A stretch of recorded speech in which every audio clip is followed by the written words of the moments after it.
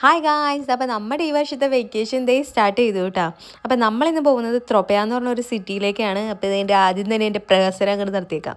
അപ്പം നിങ്ങൾ വിചാരിക്കുക ഏതാ ഈ എന്തത്തിന്ന്, അതൊക്കെ ഒരു സ്റ്റൈലല്ലേ. ചൂട് കൂടുതലായതുകൊണ്ട് നമ്മളൊരു ഔട്ടോ ഗ്രില്ലിൽ സ്റ്റോപ്പ് ചെയ്ത് അവിടെ നിന്ന് നമ്മളൊന്ന് ബോഡിയൊക്കെ ഒന്ന് തണുപ്പിച്ച്, പിന്നെ ഞാൻ രാവിലെ ബ്രേക്ക്ഫാസ്റ്റ് ഒന്നും കഴിച്ചിട്ടുണ്ടായിരുന്നില്ല. അപ്പം ബ്രേക്ക്ഫാസ്റ്റൊക്കെ വാങ്ങി. ഇതൊന്നും എനിക്കില്ല കേട്ടോ, ഇത് ചോക്ലേറ്റൊക്കെ അലസ്യോനായിരുന്നു.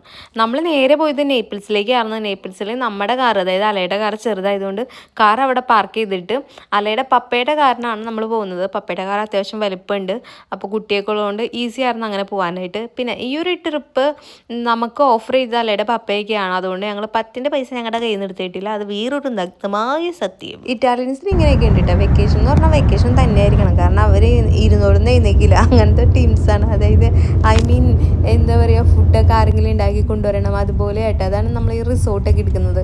അപ്പം നമ്മൾ കറക്റ്റ് അവിടെ പോയിരിക്കുക, ഫുഡ് നമ്മുടെ മുമ്പിൽ വരുന്നു, പിന്നെ നമ്മൾ എൻജോയ് ചെയ്യുക. ഇവരുടെ എൻജോയ്മെൻ്റ് എന്ന് വെച്ചിട്ടുണ്ടെങ്കിൽ കടലിൽ പോകുക എന്നുള്ളത് തന്നെയാണ്. ഈ കാണുന്നതാണ് കടൽ, ഇതാണ് നമ്മുടെ റെസ്റ്റോറൻറ്റ് അടുത്തുള്ള കടൽ. നമ്മൾ റെസ്റ്റോറൻറ്റിൻ്റെ, അതായത് നമ്മുടെ റൂമിൻ്റെ വാതിലങ്ങ് തുറക്കുമ്പോഴേക്കും നേരെ കാണുന്നത് കടലായിരുന്നു കേട്ടോ. അതിൻ്റെ വീഡിയോ ഞാൻ പേ ഞാൻ ഇടാം. അപ്പോൾ ഇത്രയൊക്കെ ഉള്ളൂ. അടുത്ത വീഡിയോ കാണാം. ബായ്.